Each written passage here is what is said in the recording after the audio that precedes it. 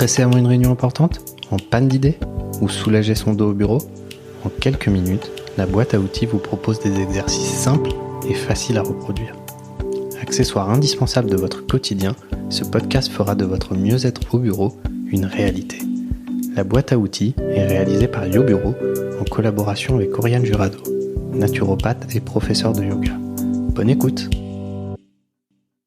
Avec l'agriculture intensive, la transformation industrielle des aliments et l'évolution de nos habitudes alimentaires qui nous poussent à choisir des aliments faciles à transporter, nos repas sont souvent bien loin d'apporter à notre corps ce dont il a besoin pour fonctionner de manière optimale.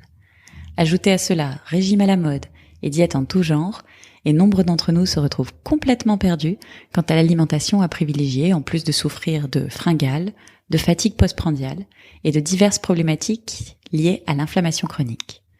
Aujourd'hui, je vous propose donc de composer ensemble une lunchbox pleine de vitalité, en privilégiant les aliments qui fournissent du bon carburant à nos cellules et permettent la fabrication de neurotransmetteurs pour soutenir nos performances intellectuelles, notre concentration et notre résistance au stress. C'est parti!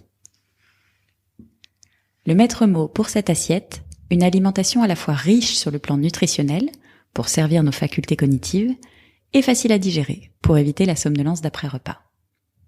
Premier conseil, pour faire le plein d'énergie, on choisit dans la mesure du possible des produits bruts et non transformés.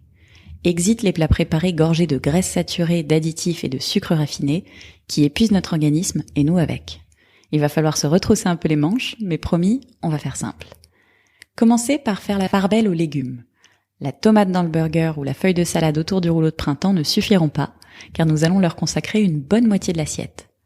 Par commodité, on peut opter pour des légumes frais ou congelés, si possible issus de l'agriculture biologique, cuits et crus, car la plupart des nutriments sont détruits par la chaleur.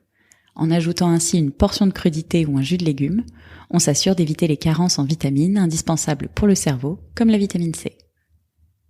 On choisit ensuite une protéine de bonne qualité, pour la vitamine B12, active sur la mémoire et sur l'humeur. On peut bien sûr penser à la volaille et à la viande blanche, mais aussi à 2 œufs bio, en gardant le jaune liquide pour préserver les lécithines qui sont utiles à la cognition, ou encore aux petits poissons gras, maquereaux, sardines, harengs, anchois. Ils sont essentiels pour le bon fonctionnement du système nerveux et pratiques au boulot, car on peut les acheter en boîte. Il y a aussi l'option protéines végétales que sont les légumineuses, lentilles, fèves, pois chiches, pois cassés, haricots rouges et blancs. Les légumineuses ne sont pas réservées aux végétariens, car elles contiennent du magnésium et de la vitamine B6 pour plus de sérénité. Après les légumes et les protéines, le dernier quart de l'assiette accueille finalement les glucides, c'est-à-dire les céréales et les tubercules, qu'on remet ici à leur juste place d'accompagnement. Et oui, pour une journée au top, ce sont les épinards qu'on décore de pâtes et non l'inverse. Par ailleurs, on les choisit toujours sous leur forme complète ou demi-complète pour éviter le coup de barre de 15 heures. Et surtout, on varie les plaisirs. Riz, sarrasin, quinoa, millet, un morceau de pain complet au levain, mais aussi pommes de terre, patates douces, châtaignes, courges ou encore potimarron. Enfin, le petit plus naturopathique, c'est d'ajouter à notre assiette un filet généreux d'une huile riche en oméga 3. Ces acides gras forment une gaine protectrice autour de nos neurones et permettent ainsi que les connexions se fassent mieux. Pour ma part, j'ai un petit faible pour les huiles de lin et de caméline que je prends toujours de première pression à froid. Bonne dégustation! Mince, j'ai failli oublier le dessert. Rappelons qu'il est toujours facultatif et qu'il importe de le prendre peu sucré. Mes idées ? Une compote ou une crème dessert au lait végétal sans sucre ajouté, une spécialité laitière fermentée au lait de brebis ou de vache, plus digeste que les yaourts conventionnels, ou un carré de chocolat noir.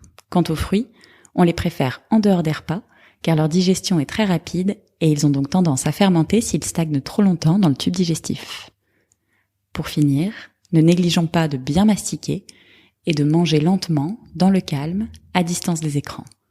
Prenez le temps de quitter votre poste de travail et prêtez-vous à l'exercice de mâcher 20 fois chaque bouchée. Cela permet une action efficace des sucs digestifs dès l'introduction des aliments en bouche, une meilleure expérience gustative et un vrai effet satiétant. Bon appétit et on se retrouve bientôt pour la pause goûter. On espère que ces quelques minutes vous auront détendu et que vous repartez boosté pour le reste de la journée.